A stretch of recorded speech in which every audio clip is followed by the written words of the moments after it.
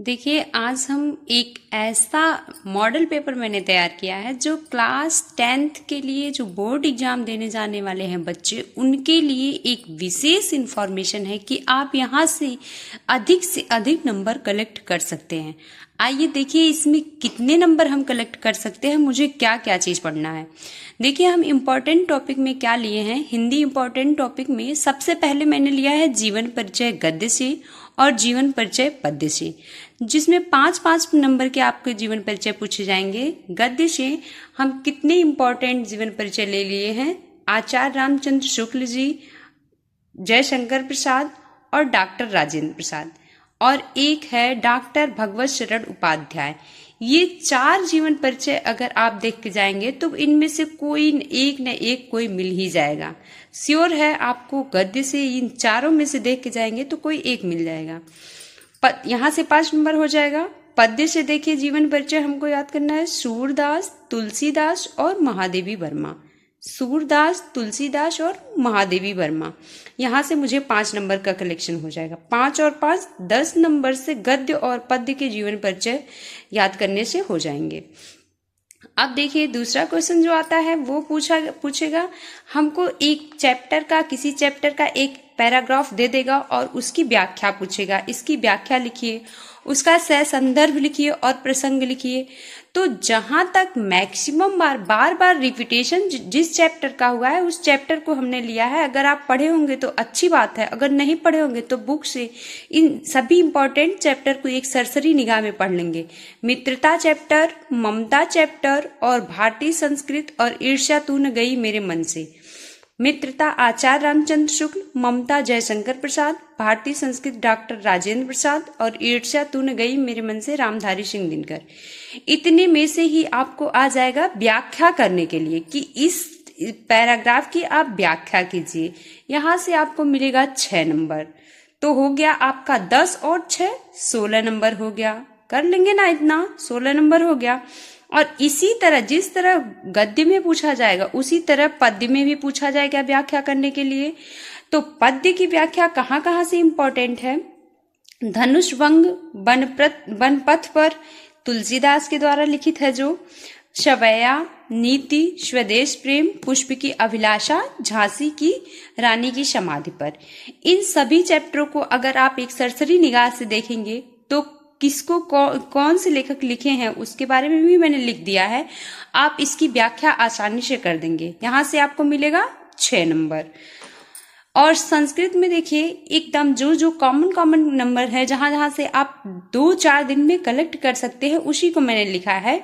2 number का पूछेगा आपका श्लोक, देगा कि इस पाठ्य पुस्तक में जो न आया हो ऐसा श्लोक, अपनी पाठ्य पुस्तक से ऐसा श्लोक लिखिए जो इस उत्तर पुस्तिका में, प्रश्न पुस्तिका में न आया हो।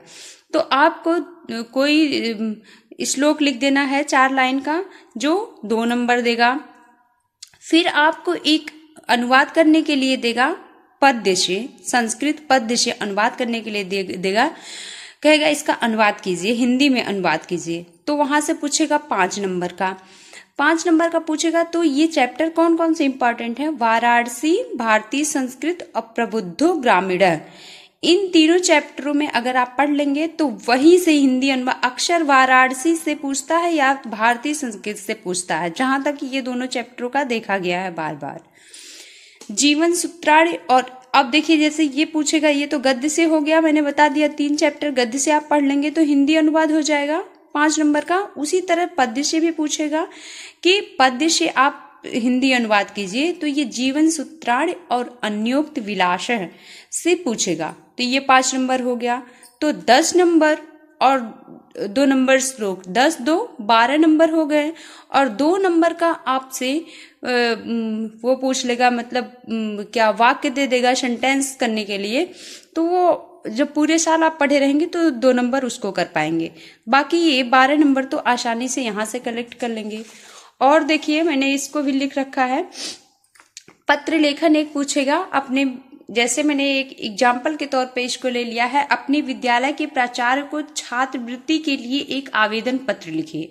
तो आप आवेदन पत्र की सभी टाइटल लिख लेंगे, देख लेंगे कैसे श्रीमान सेवा में प्रधान अध्यापक महोदय सबने निवेदन है कि कैसे कैसे उसको लिखते हैं, डेट कहाँ डालते हैं, कैसे कैसे लिखते हैं, उसको आप देख लेंगे। ये 4 नंबर का पूछेगा। निबंध की टॉपिक देख लीजिए। इंपॉर्टेंट टॉपिक मैंने लिया है विज्ञान अभिशाप या वरदान, भारत में भ्रष्टाचार की समस्या, बढ़ती जनसंख्या, बेरोजगारी की समस्या, पर्यावरण प्रदूषण। इन्हीं 4-5 टॉपिकों में से आपको निबंध आ जाएगा। 6 नंबर का ये हो गया। खंड काव्य से ये आप अपने डिस्ट्रिक्ट वाइज होता है कि कौन से डिस्ट्रिक्ट में कौन सा खंड काव्य लगता है, तो आपको अपने टीचर से परामर्श लेके पूछना है। सबको अलग अलग होगा, किसी के यहाँ मुक्त दूत चलेगा, किसी के यहाँ ज्योति जवाहर, अग्र पूजा, मेवाड़ मुकुट, जय सुभाष, मातृभूमि के लिए कर्ण, कर्मवीर, तुमुल। तो इन सभी में से कोई एक लिखना है आपको 3 नंबर का, जिसमें जैसे हमारे यहाँ मुक्त दूत चलता है तो हम मुक्त दूत लिखेंगे, बस एक ही लिखेंगे, इसी को केवल लिखेंगे। इसके नायक कौन है, उनके जीवन का चरित्र चित्रण लिख देना है, बस आपको 3 नंबर मिल जाएगा। तो आइए एक बार हम काउंट करवा देते हैं, हमने कितने नंबर का क्वेश्चन आपको बता दिया। 5, 5, 10, 10, 5, 15, 1, 16, 16 और 6, 22, 22, 23, 24, 24 और 10, 34, 34, 4, 38, 38 और 6, 44, 44 और 3, 47। 47 नंबर के ये क्वेश्चन हो गए और बच्चे आपके 70 में से 47 नंबर के हो गए। तो बच्चे आपके 10 में से 7 गया, 3 बचा और 6 में से 4 गया, 2 बचा, 23 नंबर।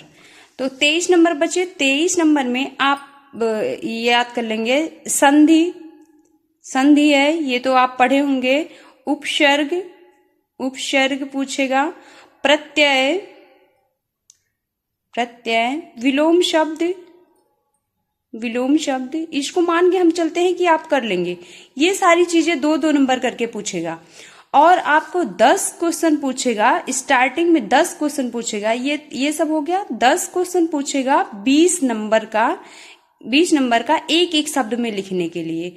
तो इसको आप इम्पोर्टेंट जो भी हैं, आप विद्या से जैसे भी पढ़े होंगे तो वहां से इम्पोर्टेंट पढ़े होंगे, तो 20 नंबर ये हो जाएगा। और बाकी 2, 3, 4 नंबरों में जो ये प्रत्यय, उपसर्ग, संधि और विलोम शब्द पूछेगा। तो ऐसे आपके 70 नंबर हिंदी से मैंने बता दिया आपको क्या है। और अगर हमारे चैनल पे रहेंगे तो हम आपको धीरे धीरे करके सारे सब्जेक्ट का ऐसे ही हम अपने गेस के हिसाब से अच्छा क्वेश्चन ला के बताएंगे फिर। Thank you.